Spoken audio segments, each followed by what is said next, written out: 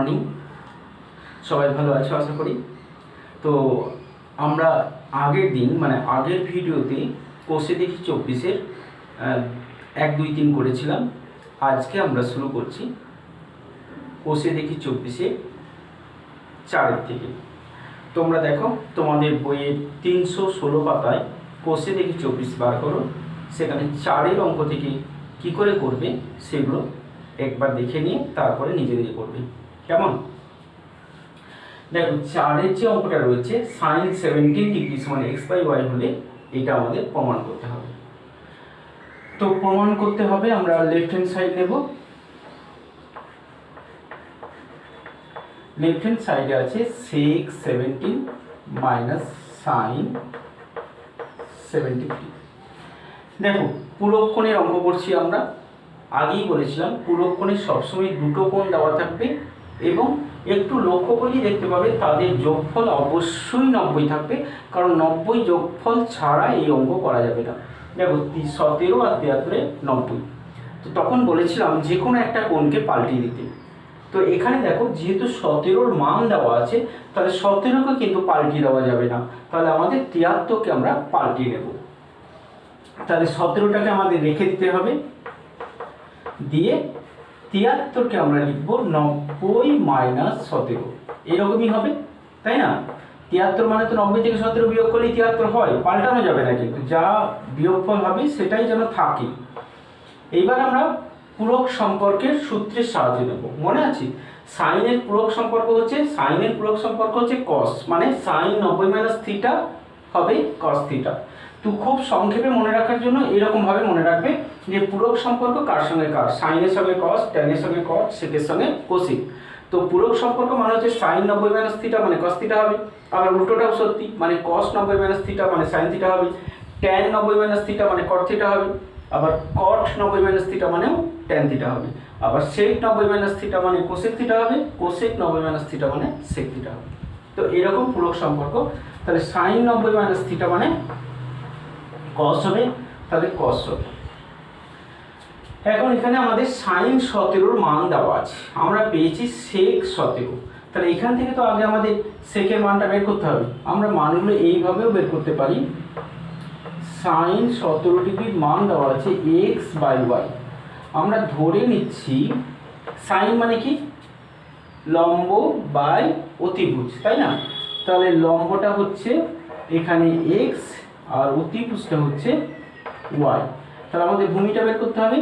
তাহলে ভূমি সমান হবে কত হবে, √, ভূমি বার করছি, সবসময় অতিভুজ থাকলে অতিভুজ আগে হবে দিয়ে মাইনাস হবে, তাহলে ভূমি হবে অতিভুজ স্কোয়ার মাইনাস লম্ব স্কোয়ার। তাহলে এটা আমাদের ভূমি হলো। এবার সেক মানে কোন বাহু দুটোর অনুপাত, ভূমি বাই লম্ব। তাহলে ভূমি বাই অতিভুজ, সেক মানে হচ্ছে অতিভুজ বাই ভূমি, কসের উল্টো না। তাহলে অতিভুজ বাই ভূমি মানে y² minus x² minus cos হচ্ছে এরই উল্টো, সেকের উল্টো। তাহলে ভূমি বাই অতিভুজ। এইবার এটাকে আমরা লসাগু করে নেব, y² মাইনাস x²। এটা কিন্তু আমাদের করে দিতে হবে, এটা না করে দিলে হবে না, কিন্তু এটা অঙ্কেরই একটা অংশ, ঠিক আছে? তাহলে এটা লসাগু হলে এটা ছাড়ছে y এর সঙ্গে y গুণ করব, তাহলে y² মাইনাস এটা yটা ভাগ হয়ে যাচ্ছে, এইটার সঙ্গে এটা গুণ করলে রুটটা উঠে যাবে, স্কোয়ার হয়ে যাচ্ছে, তাহলে রুটটা উঠে গেলে থাকবে y², আর এখানে মাইনাস এখানে মাইনাস, দুটো মাইনাসে গুণ হয়ে যাবে প্লাস x², y² কেটে গেল, তাহলে থাকলো x² by y² minus x²।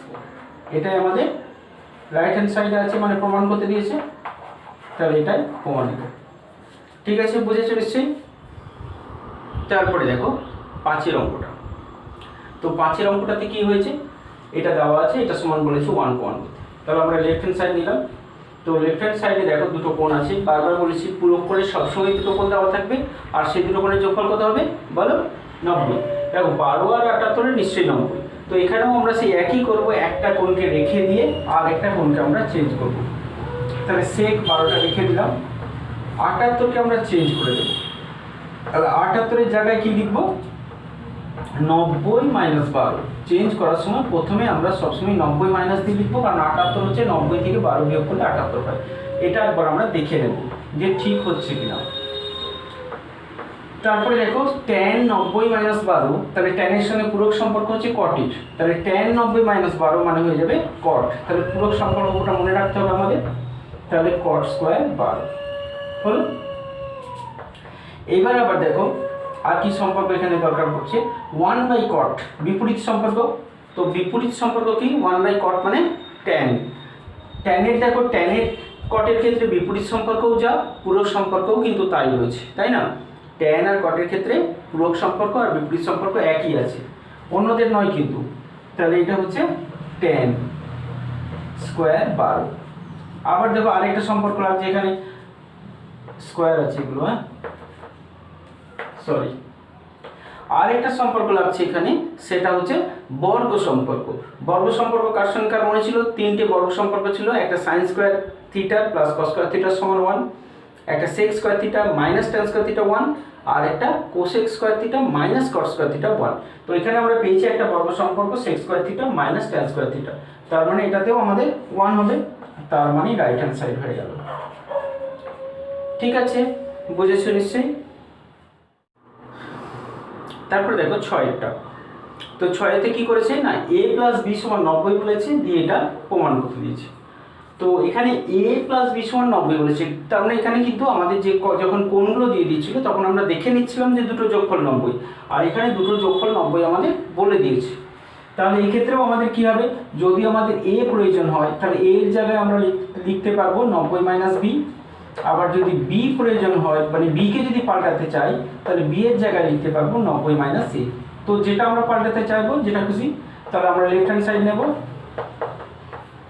1 plus tan a by tan b। তো একটা কোণকে রেখে দিচ্ছি, ধরি এটাকে রেখে দিলাম, তাহলে আমরা বিটাকে চেঞ্জ করব।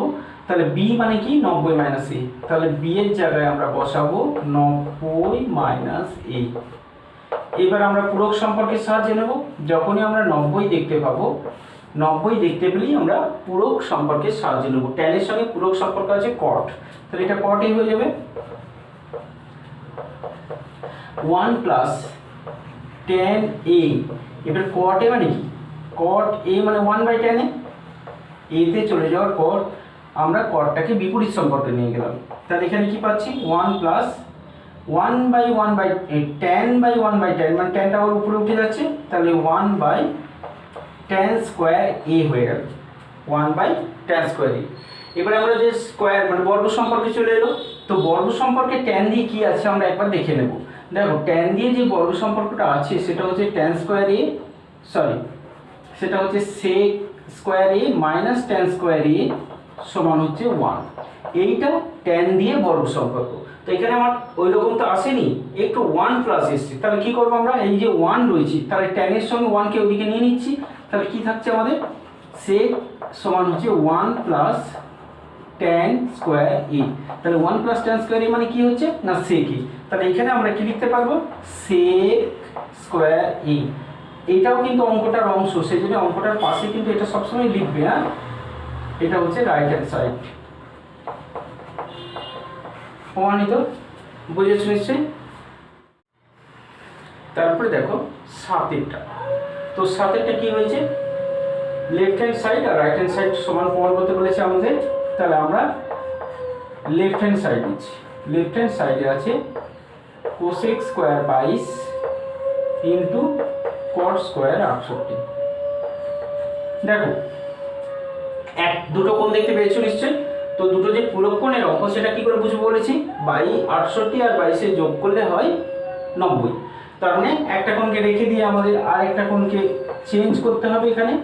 তাহলে cosec square 22 into cot square 68 জায়গায় কি লিখবো, 90 মাইনাস 22। নিশ্চয়ই 90 থেকে 22 বিয়োগ করলে 68 হয়। তাহলে cosec স্কয়ার 22 ইন্টু, এবার cot 90 মাইনাস থিটা, cot এর সঙ্গে কার সম্পর্ক, tan এর। তাহলে এখানে কি হয়ে যাবে, tan 22, tan স্কয়ার 22 হলো। এবার দেখো আমাদের কিন্তু এই দিকটা সরাসরি আসছে না, তখন আমরা কি করব, এইগুলোকে আমরা সাইন দিয়ে প্রকাশ করে দিচ্ছি। দেখো এটা হবে সাইন স্কোয়ার বাইশ, বিপরীত সম্পর্ক, আর ট্যান মানে হচ্ছে সাইন স্কোয়ার বাইশ বাই কস স্কোয়ার বাইশ। তো সাইন স্কোয়ার কেটে গেল, 1/cos স্কোয়ার মানে হচ্ছে সেক স্কোয়ার বাইশ হলো। এরপর আমরা দেখব রাইট হ্যান্ড সাইডটা কি হয়। তাহলে এরপর সাইডে কি হয় দেখে নেব। তো রাইট হ্যান্ড সাইডে আছে sine square 22 degree plus sine square 68 degree plus cot square 68 degree. তো আমরা কি করব, যেহেতু এদিকে আমরা 22কে রেখে দিয়েছি, এদিকেও কিন্তু আমাদের 22কেই রাখতে হবে, আর কিন্তু আমরা 68 রাখবো বললে হবে না। তাহলে 68কে চেঞ্জ করতে হচ্ছে, তাহলে 68 জায়গায় আমরা বসাবো 90 - 22।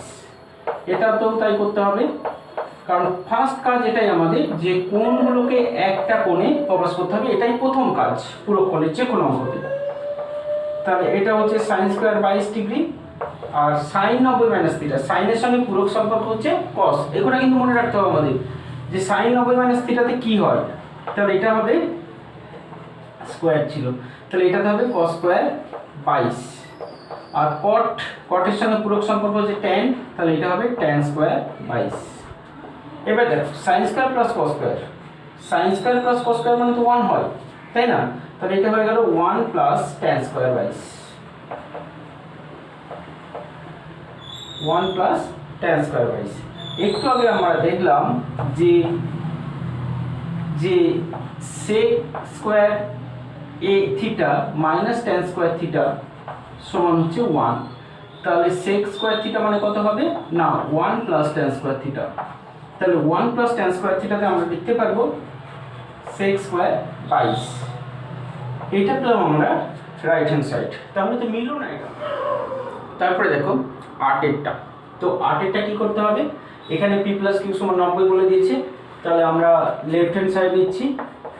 তো লেফট হ্যান্ড সাইড আছে root over sine P by cos Q minus sine P into cos Q সমান আমাদের ডান দিকে আছে কস পি, মানে পিটা আছে।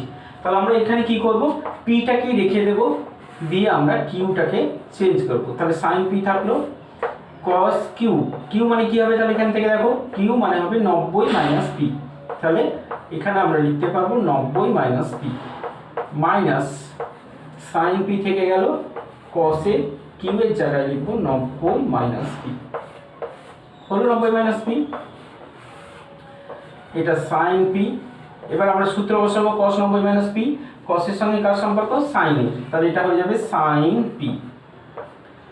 সাইন পি আছে এখানে, এটা কি হয়ে যাবে cos 90 মাইনাস পি মানে সাইন পি হলো।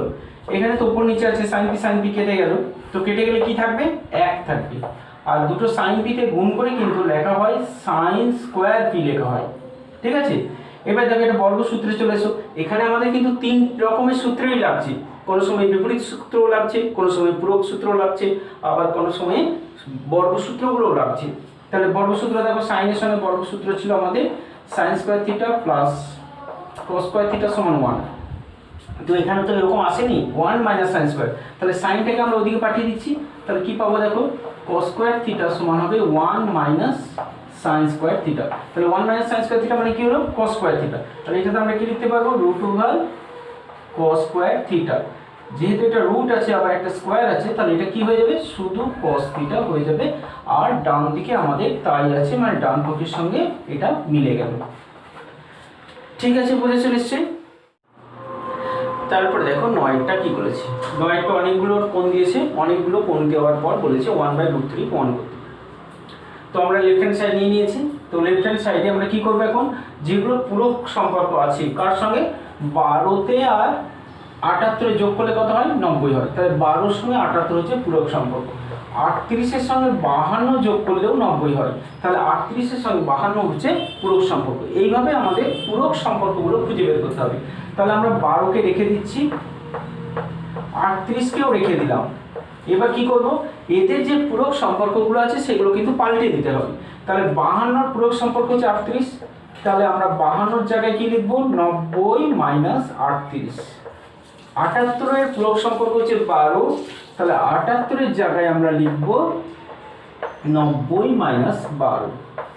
আর একটা আছে cot 32 হলো। তারপরে যা করছিলাম 90 মাইনাস থিটা যেগুলোতে আছে সেগুলো পূরক সম্পর্কে কোন কোণানুপাত পাই দেখব। cot 90 minus cot 90 minus theta মানে কি হয়, ঠিক tan থিটা হয়। তাহলে এখানে কি হবে, tan 38 ডিগ্রি, কারণ এখানে থিটা তো 38।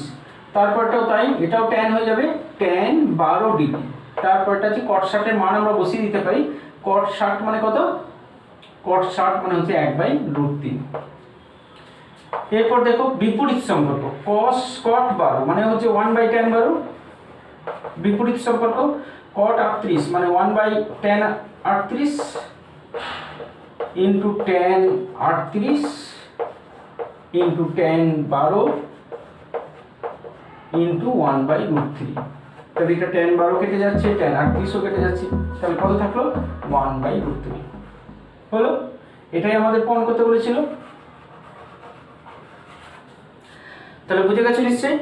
তাহলে আজকে এই পর্যন্তই থাকলো, আমরা পরের দিন অতি সংক্ষিপ্ত উত্তরধর্মীগুলো করে নেব, ঠিক আছে।